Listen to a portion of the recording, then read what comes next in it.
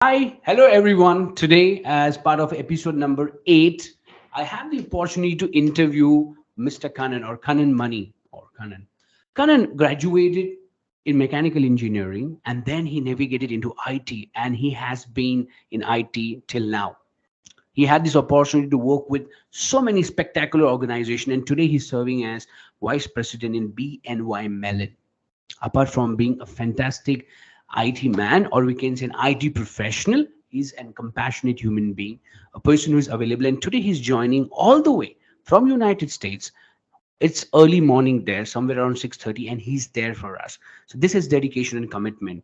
More importantly, one thing I can promise you is that there are going to be insights today in the conversation that is going to open your eyes. Seriously, open your eyes. So please stay glued to the screen for the next 30, 40 minutes where you have a conversation with Kanan. So, Karan, thank you so much today joining us for this specific interview all the way from United States. It will be early morning there, right? It is 6:30, yes. 6:30. So dedication, 6:30 in the morning, only for us. So first of all, thank you so much. No So problem. that brings My us to pleasure. let's initiate our conversation. Life is always full of challenges. Nowhere, wherever you go, you're going to at least see a challenge. So tell me about the challenges that you faced when you landed up your first IT job, and how did you navigate those choppy waters? Of course, yes. See, I think being a graduate from a mechanical engineering stream of study, the challenge that I faced essentially when I was looking for a career in IT was when you step into a company with your resume, they always like ask like, do you have experience? How do you Correct. expect somebody to have an experience when they are starting out fresh, Absolutely. when they are studying Absolutely. a graduate and looking out for a job, right? So True. that was the thing that was the main challenge that I was facing at that time back in back in the days when I graduated and I was looking for a job. Hmm. And then how do you expect, right? In Right. addition to that, I also had the responsibility of proving that and rationalizing my interest in a career in IT, Hmm. especially when I was a mechanical engineer.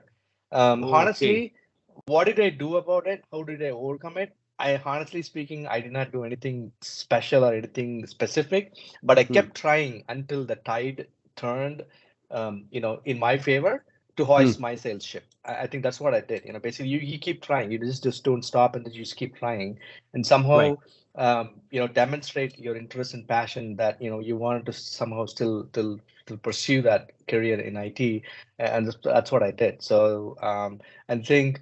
I think that youngsters these days do not face that challenge, in my opinion, because I think that the field is wide open, that nobody is kind of tabooing that, okay, or asking that experience when you are really starting out. There are certain streams where you still can aspire a career in IT, even though you came from an arts background or a science background. I think there are a lot of opportunities these days that I True. don't especially think that the youngsters are facing that challenge specifically, that somebody's asking you for an experience when they're starting out. But then there is always like a steps that you can actually navigate through and then like get on with it. Interesting. Absolutely. The first question, without any experience, how can you get another experience? I think this is now also companies are doing the same thing. They want freshers, but they want freshers with experience. So I what know. do they do? I don't know. I mean, actually, this reminds me a quote that my professor at Babson always mentions, right? Hmm. When he calls out people to come and give a speech or something like that, somebody be like might be shy, somebody is really not coming forward. So he True. always says that there's always first time for anything and everything, then it becomes a habit. So you really have to slog it out there in the competitive world, that you somehow have to get in the door for the first time, and then becomes a habit, and that's how you build experience and then you go on with it. So So you said that you didn't do anything special for to overcome this challenge. So not special means it'll be what? Like what would it be? What were your days like? Were you used to work like disciplined? What was those key things that you were doing that moment to make sure that because you're from mechanical background, going coming to the IT background, and these people have expectations. So what were those capability? I would say you had those days, which you really want to share with these upcoming graduates who would love to apply in the IT jobs. Yeah, absolutely. I think you really cannot. You can only make up stories to so much, but then you really have to have something to back up your claim and to True, justify true, that interest, right? So at true, least true. from me, coming out of the college and graduating from undergraduate studies, I at least had a point to prove that I did my undergraduate project in a software. So at Wow, that wow. time, even though I did mechanical engineering, my final year thesis and project was entirely in a software based actually. So we were actually doing stress analysis on an iron piece. So we actually did that entirely. It's a software based project. So that at least I had some point to prove that okay, that actually what kind of helped me navigate my way through into the IT field. So I So think there, you got to have something to prove, right? You got to have some exactly, substance to exactly, exactly. rationalize and provide that fact. Yes. Absolutely. Now that's the answer. Like it was very nice because when you say something, of course, in court also, if you say something, you got to prove it. So when you're You got to saying that back it I'm up. from a Yes. mechanical background and I want to come to IT or there is my interest, then how do you substantiate that? You substantiate with your project, which you did. So that's very nice. I mean, you were actually having a vision already, although you were in mechanical engineering. That hey, if I want to go, I want to go in IT. So that was Yes. pretty clear. And since because of that vision, you were able to chart your future.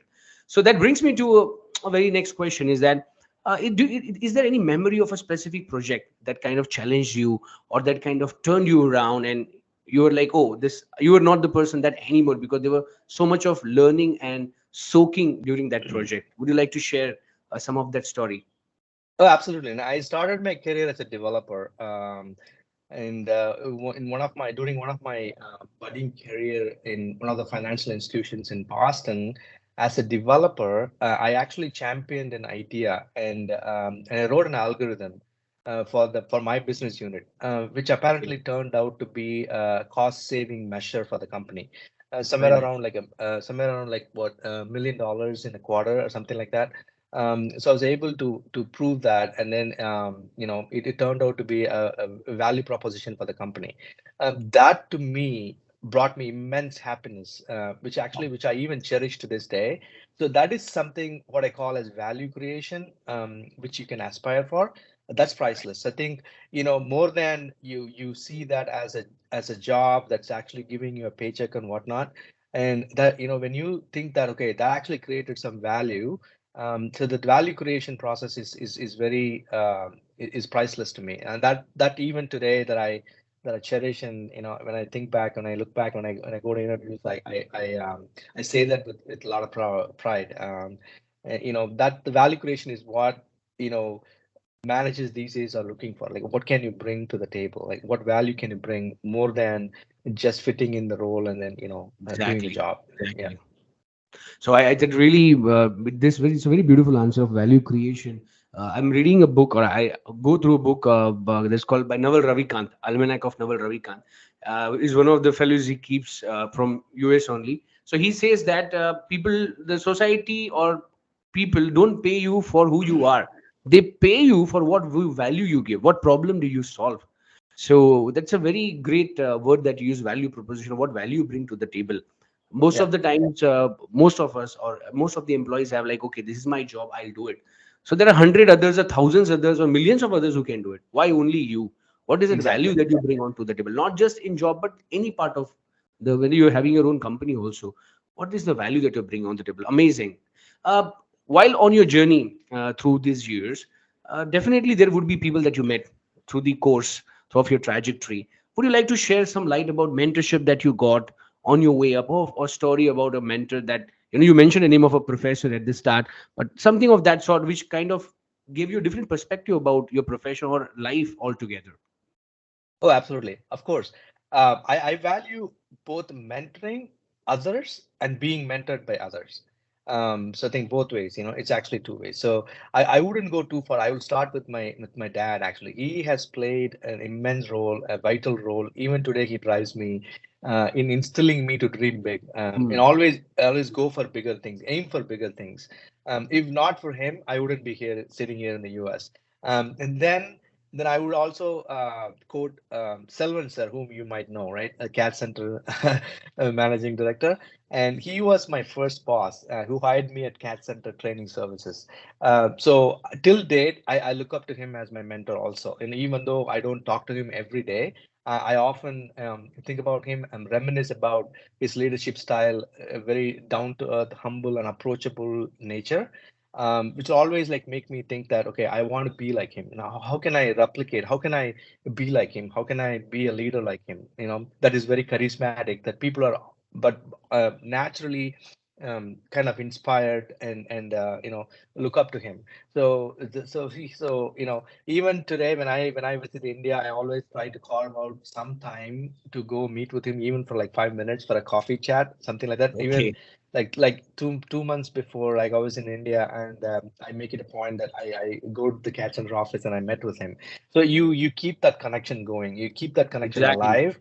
um you know there is nothing that's actually, there's no transaction basically, other than Right. that goodwill that you build with the people that you look up to. And that's something that I want to keep it alive, and I always make it a point just to keep that connection alive and then meet with him and things like that. So that's something that I can think about, and I always like derive inspiration from him.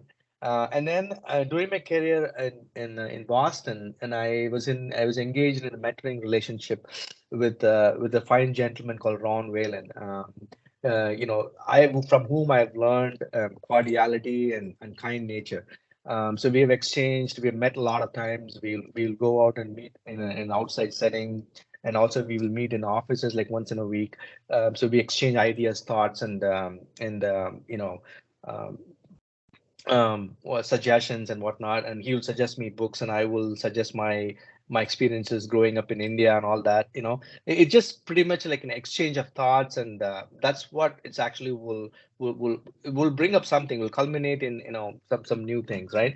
So I value and cherish mentorship, and I also take a lot of pride and happiness in mentoring people also. So I think mentoring plays a vital role. What I would Yes. say in that context is, it's very crucial for anyone to have a mentor in their life. So if Absolutely. you do not have one, go search for that person, and do Absolutely. not stop until you find them. They will come along like a guardrail, like always like as a checkpoint and an anchor, or like a guidepost, whatever you may want to call, right? So it's something like, somebody who can always like serve as a mirror to Exactly.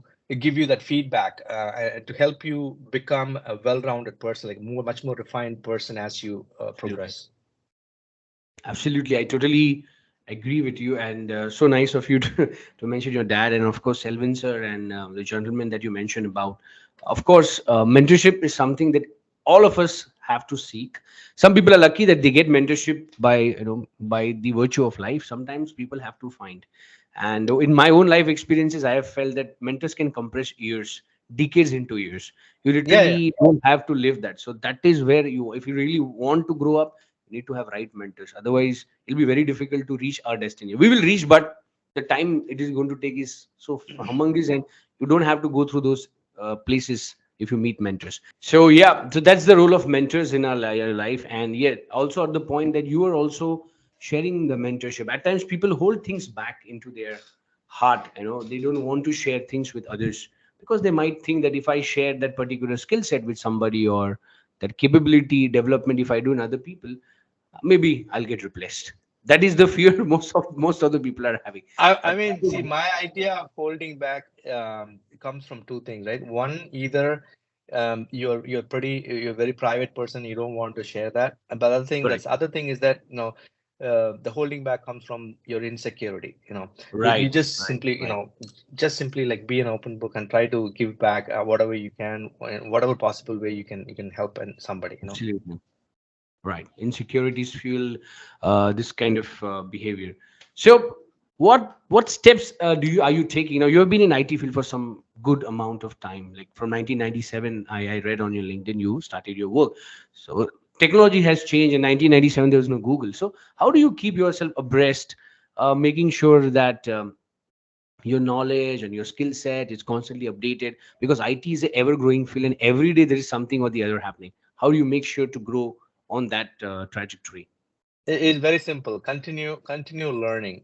Don't stop learning, right? I tried to continue to equip myself and calibrate myself every so often, and then sometimes being in the same job in the same role for many years, it kind of give you a rusty feeling. So that time, you really have to you know take yourself up seriously and try to sharpen those skills. Even though for example, I'll tell you, you may not have an opportunity to go give an interview because you're in the same job, same role for many years in the same company. So at that time, like you pretty much challenge yourself and then try to you know mock yourself, like as like giving an interview or something like that, right? Right, right. Just to test your skills in the marketplace, whether Exactly. what happens if I am suddenly left in a situation where I have to look for a job or something like that. So you always Right. have to anticipate that change and then be prepared for that. And so the only way to be relevant, Mm. I'll emphasize the word relevant, right? So the word relevance is key here. You got to be Right. relevant in any context, in any in a fast-paced environment, changing environment. You got to be relevant, and once you lose the relevance, then you don't matter to anybody. Any position, any job today is completely replaceable. You just have to Exactly. stay ahead to see. Again, I wanted to go back to the point that we talked about earlier, the value creation. How can you be a Create a valuable asset to the right. organization? Like nobody is looking for you to come and fill a role. They're just looking for you to just to provide that value to them Right. over another person. So that's why in order for us to anybody to stay relevant in the IT industry is continuous learning, and also I what I do is I take a pause every once in a while and then want to reflect on what I learned. Sometimes like, you may have to unlearn things too. The unlearning is learning too. So Exactly. reflect, retrospect, and then unlearn anything that you think that that you wanted to unlearn. So I think those are the things that you put it on a repeat mode. You constantly learn things, equip and refine yourself, and also take a pause to reflect, retrospect, and unlearn things if you have to. So that's the way you can actually stay relevant in the IT industry, and then you can progress. Nice. Pause, retrospect, reflect, and what you said? Pause, Um, retrospect, reflect, and Pause, pause. reflect, retrospect, and then unlearn. Unlearn, unlearn. I think amazing thing you said. One of the biggest capability in today's world, if somebody has to unlearn, because there is so much of baggage of the past that we carry of learning. We think we know things, but unfortunately, that's not the right way to do things.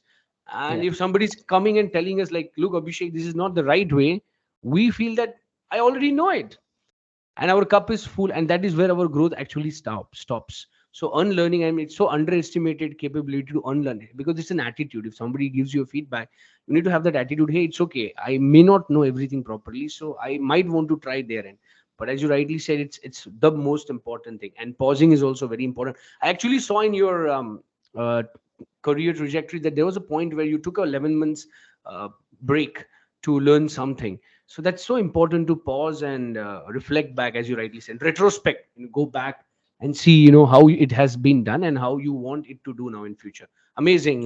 Nice I- word. It's so interesting that you brought up that point. Actually, maybe I can elaborate a little bit on that. Yeah. So for those like 11 month, there was like 11 month in 2015. I left my corporate job and Right. then I was actually pursuing a business idea. I Hmm. actually enrolled myself in an accelerated program at my alma mater at the Babson College where I did my MBA. So Hmm. I actually was in a 6 month accelerated program. Building and developing my business idea and Hmm. refining it for like 6 7 months, and then our family plans changed and then I had to go back and take a job, and then that's a different story. But then again, yeah, and I took a break from my corporate career, and then I was like working on my own, building the business idea. So I think you really have to try different things. It takes so much to from a paying job, you cut yourself off and you jump to an idea which has not yet manifested, but it's Yes. there in your mind, but it is not in Yeah. reality, and you sacrifice everything for it. It's Yeah. really not easy. Absolutely. I really kudos and salute for your determination. I'm sure in future, somewhere down the line, some idea may pop up, and I hope you will turn it around as an Yeah. entrepreneur also. Because I Yeah. saw that you're a co-founder also. So now I understand. I can link those dots for Yeah. sure. Okay. Okay. So this brings, since you're talking about learning, is there any particular book or what you want to recommend to the freshers that can be helpful in their IT journey in general, or in general also particular books you want them to read? Like, okay, you read this book or a particular blog that you follow, these resources, it would be Yeah. useful. Oh, absolutely. And I mean, I'm not going to bore the youngsters by recommending or suggesting any like a what do you call, like a management related books or anything like that. But I'm going to recommend a very simple, fascinating, fun book. Who Moved My Cheese by Spencer Hmm. Johnson. It's a fascinating story of race for the cheese Yeah. by four characters. I don't know if you have heard about the book or not. Yes. There'll be You two have mouse and there'll you be have two more. yeah, Yeah. two little mice, Sniff and Scurry, and then like two young chaps, Hem and Haw. So in this fast-paced world, the only thing that's constant is change. So the Right. author very nicely uses the metaphor of the looking for the cheese to explain the things we want in life, and then what do we do to achieve them. Right. So the change, whether you like it or not, it's happening, and then it will continue to Absolutely. happen. So the thing, the author, he tries to portray five lessons in this book, which I'll be Hmm. really very quick, right? A change happens. Like I said, whether you like it or not, change happens. Change So happens. you better anticipate that change and then be prepared for that. And then the third lesson will be to monitor that change as it happens, so that you can calibrate and you can actually be prepared, and act. And then the fourth lesson is adapt quickly before anyone Yeah. can, right? And preparing Yep. yourself. And then in all of these process, all of this, you enjoy the process. That's the fifth great lesson that he says about Hmm. in this book. So I think that's a fascinating book, and it's a very fun read as well. Yes. You can even find like audiobooks that are available if you're busy to read. So that's a book that I highly recommend the youngsters to read, to learn and anticipate and embrace change. So because change is always there happening, so you really have to be prepared for that. So You talk about this book. This book was like on everyone, and you go around any place in 1990s and early 2000, you'll find that book everywhere. And that cover of the book is, so it's white cover with yellow cheese, like yeah, who moved my cheese. And I haven't read it, but I heard the summary of that book, and in that they were talking about these two small mouses and these two small men's, and how these mice are able to adapt very quickly without even yeah, thinking. The two yeah, people are like, so it's all about changing, and I think in the world something is not change is inevitable. That's the only thing is not going to change is the change itself. yes, that's And right. many times in life we anticipate it, but somewhere we are so frozen, or we are like in our slumber, we don't want to uh, do something to accommodate that change. And when the change will sweep in, we are like swept by tsunami and we don't know what to do, or we get into anxiety. Like in Yes. today's world, right, as you rightly said, jobs are being taken over. AI is there, it's taking over the jobs. Whatever you Mm. say, earlier to design a poster, you need to go to do PowerPoint or for Adobe, but now you just go to Canva. The template is there, you just drop 4 or 5 and it's ready. So things are moving so faster. So if you can anticipate the change, you can move in the direction, because you can't stop the change. Nobody is going to Yeah. stop it. The only way is to adapt to it. And as you rightly, it's a very beautiful book, very good recommendation. If whoever is listening, we can go through it. So much to be implemented in life through that book, and it's such a simple story of It's who just, moved my yes, cheese. Very it good. is. Yeah. So one valuable interview tip, if you are a recruiter and you're interviewing somebody, so what is that one valuable tip you would like to give, or forget about you interviewing, you are going to give advice to someone, like one valuable interview tip? Okay, do this and you would be clearing your interview. Just one thing. Go with the positive attitude that you already got this job, right? Right. Instead of simply saying prepare well, I would say this. First of all, understand the job description. And Right. and I have interviewed so many people, lately, like I did even interview somebody, and the first question I asked was like, do you know what the job description is? They said no. That tells me that Ooh. that person is not even like prepared, right? So understand the job description, read it 100 times if you have to. You get a lot of information from it. Jot down Exactly. questions, jot down questions, clarifications, and then see where all you can add value to that role instead of just fitting in the role. Like I said, the value Right. creation is the key, and instead of just simply performing it as a duty, if you're able to demonstrate that value proposition to the interviewer, what value can bring to the table, and then be assured that the job is yours. I mean, build that muscle and attitude that even if you don't get that job, it's not your problem. It's the interviewer's problem. You gave your best. That confidence will amplify you to give 2x the next time. And I think so. So what I would say is go with a positive attitude, thinking that you already got the job, and then have a better understanding of the job description. You read it Right. 100 times. Like I will stress it, read it 100 times if you have Mhm. to, and then jot down questions, ask a lot of questions, be curious about the role, and then keep this thing in mind that what value would you bring to this role, and so that the interviewer doesn't have to like go and ask for you, or don't have to like constantly check on you on the progress that you Hmm. will make in the role or whatever, right? So that's the tip that I would give to the youngsters. Absolutely, absolutely. That would be such a shocking for you that the person that you're interviewing have no idea or have not read through the JD or just a Yeah. job description. Because while all the recruiters, whenever they want to interview, they will send you the JD for sure. Mhm. But as you rightly say, you have go through 100 times, 100 times. As you rightly say, what it meant is, please make sure that every word written on that piece of paper is what you know. And if you don't know something, ask it, because that will actually show how much interested are you in the job, in the work. Don't assume and Exactly. presume anything. So that's a very beautiful tip. Audience, if you're listening to this, please go through your JDs properly, word by word, and be curious, as you rightly said. That reminds me of the very beautiful quote by Steve Jobs: "Stay hungry, stay foolish." So be curious, keep on asking questions. That will only keep you, into. And most importantly, you highlighted very important. If you lose the interview, don't lose your heart. That's Yes. not the end of the world. Sometimes even the best of the people, lose it. It's not your loss. It's okay if they don't want you. Go with your next interview with 2x. So Exactly. that's very much. Sometimes in interviews can get really nasty. People on the other side really will make you feel as if you don't know anything. And if you're asking, they're getting investigative than being curious. It's a part of it. But go back to. Exactly. Hmm, I mean, so the one thing I want to add is that as an interviewee, you can only do your part. The decision making is not your job, right? not your job, So correct? you give your best, and then you stop there, and then beyond that, it is not in your control. The decision making is not Absolutely. yours. So there could be very many reasons that the interviewer might be choosing another person over you. That has absolutely nothing to do with your talent or the way you took this interview or whatnot, right? That's why I say even if you didn't get the job, it's not your problem. Leave it on the interview as an interviewer's problem, and True. that confidence will clearly help you amplify to give you 2x next time. Absolutely. So, what are the top three essential soft skills that freshers should possess to excel in their IT jobs through experience? Three soft skills. I would say when you are in a job, right?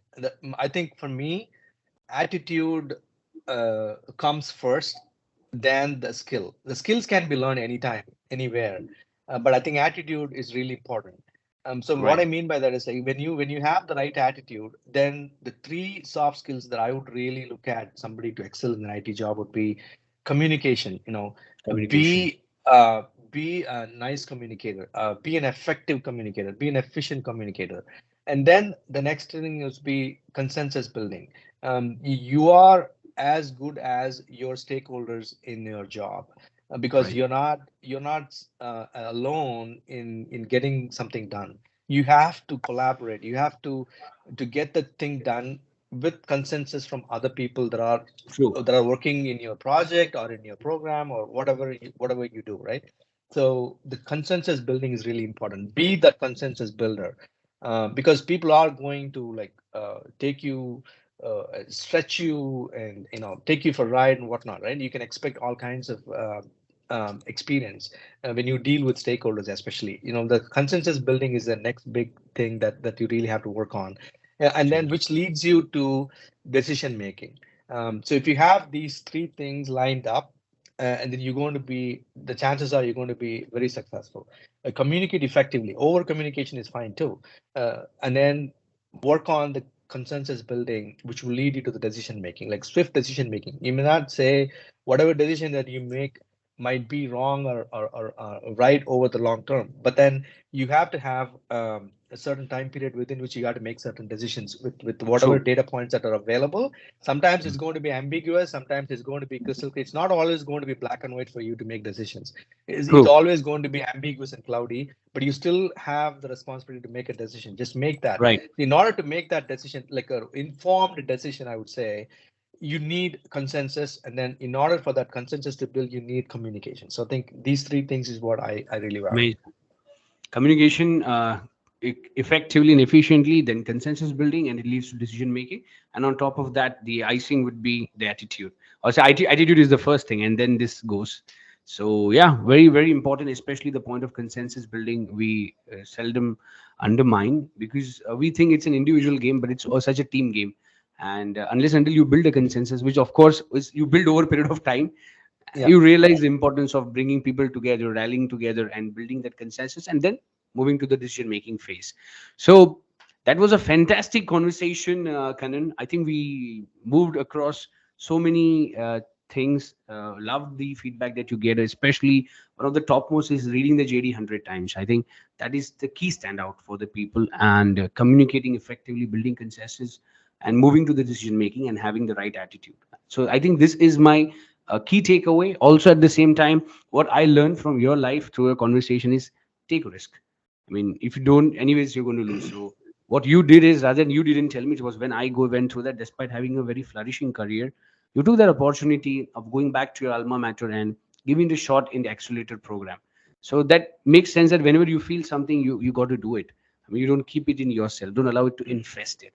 So that is my learning. And apart from that, I'm sure our audiences had an great time, and I'm sure the value that you brought on table today in terms of the value creation at 6:30 in the morning from United States is all worth it. I'm sure this value is going to get counter added to our audience, and there is so much for them to learn. Thank you so much, Kanan, for your time. Yeah, I mean, if I can share one more thing, it's a recent Please. development, and I actually started. I'm so passionate about food. Actually, I'm a foodie. I call myself as a foodie. I have a Okay. lot of passion and interest in food. So we always want to do something in the hospitality industry, which is exactly what the business idea that I was working on back in 2015. So the reason why I'm telling is that if you keep on manifesting that idea, it will come in shape in one way or the other. It will True. definitely manifest and it will become true. So that being said, we actually started a restaurant 3 months ago in Boston, Wow. and I've actually started Right. that with two of my partners actually. That's been going really very well, and I wanted to say, like, I had stepped on to the journey of entrepreneurship, and then I'm actually you know kind of engaging like too many things right now. So with my full-time job and then also trying to manage this business in Boston. So I wanted to share that update. So I think, keep manifesting that idea, whatever silly it might be, however silly it could be, but then just manifest on it, and then don't ever give up on that. So just keep manifesting on that thought, and then it will come true one way or the other at some point. Fantastic. What's the name of the restaurant? It's called Shaw's Halal Food. It's actually a New York-based franchise. Okay. We serve Mediterranean Afghan style fast casual food, Okay. like Chipotle. So it's a fast casual restaurant that has dining as well as takeout. It's been 3 months now, and it's been going really very well. Fantastic. From IT jumping to the Yeah. hospitality business. Wishing you all the best. And if I'm in Boston sometime, definitely I'm going to come to your restaurant and try it out because that's so amazing. I mean, coming from one, and actually you're converting your passion into something that you always wanted to. Definitely, as a foodie, you want to have that kind of food available for all other people to eat. So all the very best, and keep going and keep manifesting. Thank you very much, Abhishek. It was my Thank pleasure. you. It was pleasure speaking to you. Thanks. Thank you so much. Yeah, thank you.